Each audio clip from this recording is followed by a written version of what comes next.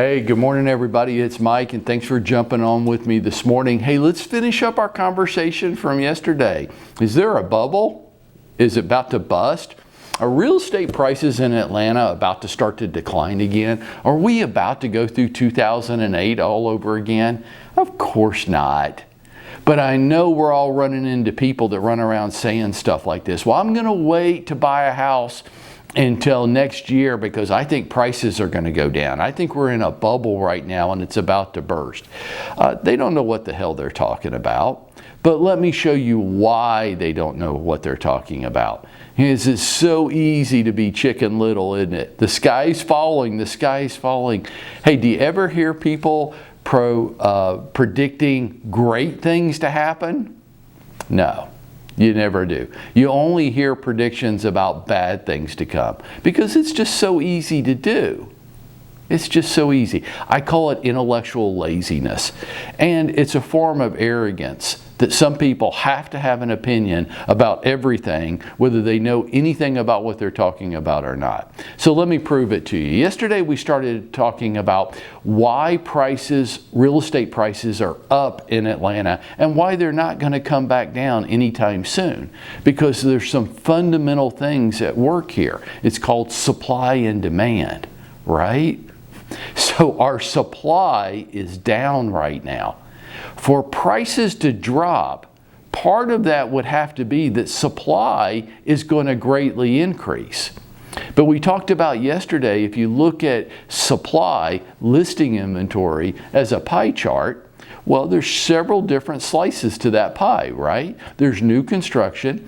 New construction starts are down. They're going to remain down for all the reasons we talked about yesterday. If you missed that conversation, go to my group page on Facebook, The Path to 20 Million, and take a look at that so you can get an understanding of why the supply of inventory is not going to increase anytime soon. New construction starts are down. They're going to stay down for some very good reason. REO. Despite all the crap that is being pushed out at you, there is not going to be a flood of foreclosures coming to the market in 2021 for very good reasons that I explained to you yesterday. Most of what you're hearing in that regard is people that are trying to make money off of you by trying to get you to believe that's going to happen, and you need to get positioned for it by buying their thing, whatever their thing is. They're all coming from a different angle on this. Resale inventory's been depressed and limited for some very good reasons. Revisit that. Private sellers and for sale by owners on the sharp decline, as well as investors. Today, I don't want to rehash that any more than I just did. Today I want to talk to you about demand. Why, while supply has been down significantly, and we're at a 1.9 months supply of inventory in Metro Atlanta compared to a healthy and balanced market, which would be somewhere between 5 and 6 months, right? So supply is down and demand is up, and that's caused the escalation in prices. Well, demand's going to drop. Really? Like, where are you getting that information from? Let's take a look at demand. Buyer side, what's going on there? Well, obviously, let's just take the obvious off the table right at the beginning. Interest rates. Historically low interest rates are driving home buyer demand, right? Home ownership is more affordable than it's ever been before in our nation's history, even with higher sale prices. The interest rates are so incredibly low that it's driving people to home ownership. There's no forecasting. Listen to the chairman of the Federal Reserve. Listen to what they say, not people trying to make money off of you. The chairman of the Federal Reserve said they anticipate long-term interest rates staying where they are now or slightly below. Nobody in a position of credibility and authority has indicated that interest rates might start ticking up. That is not going to happen in the foreseeable future. So that part of buyer demand is going to remain in place. At the same time, what's going on with rental rates in the Atlanta area? They're at an all-time high. They're the highest in history. So now today, it's just simply cheaper to own than it is to rent. Matter of fact, if you're trying to speak to a renter segment of the population, just do this. Just show them a picture of the apartment building or the little shitty rental house that they live in side by side with the picture of a home that they could own for the same price every month. Just show them that. They'll be ready to move. Why? Rents are at an all-time high. Mortgage interest rates are at an all-time low. It's just simply cheaper to buy than it is to rent. That's going to keep demand up.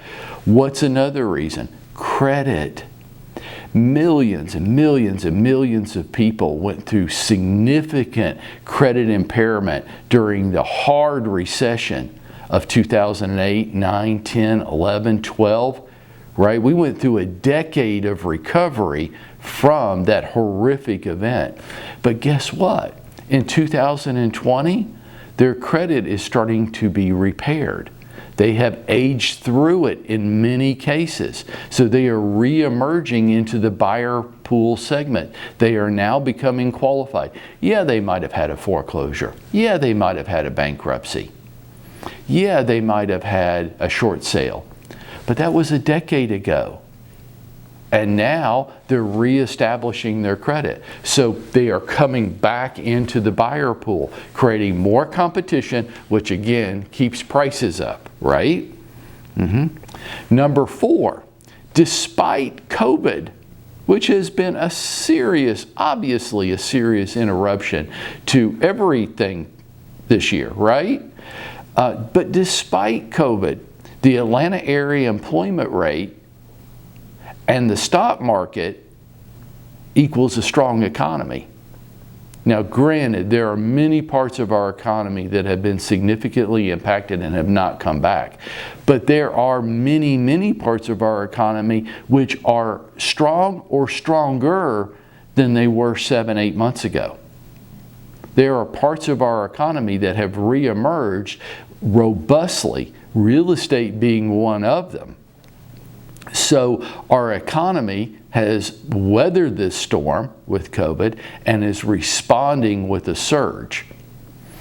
Number 5, maybe the most impactful part of why supply is going to remain high, and that's going to keep prices up. Millennials. Now, I know it was popular 5 or 6 years ago for people to say, oh, millennials are not going to be homeowners. They're more transient. They want more flexibility. They want more liquidity in their life. They are not going to commit to home ownership. Now, that hasn't turned out to be true at all. What has turned out to be true is millennials aren't much different than their parents, other than the fact that they're making lifetime decisions a little later in life than their parents did. While their parents might have gotten married and started a family in their early to mid-20s, millennials are waiting until their late 20s or early 30s. Our own Bob Clarkson, he'll cringe at hearing his name on this, but our own Bob Clarkson is a classic example of this. Bob is 31 years old. He falls into the millennial category. He and his fiancée Morgan are now planning a wedding for next spring. While his parents at 31 already had a full family and kids in school, Bob's just now starting his family. So millennials are making the same decision. They're just making it a little bit later in life than their parents and grandparents did. Millennials are now aging into home ownership, which is a significant increase in the potential buyer pool. All 5 of these reasons are why demand is going to stay high, and we talked yesterday about why supply is going to remain limited. Now, somebody tell me again why we're in a bubble and prices are going to crash? Because that goes against all logical thinking.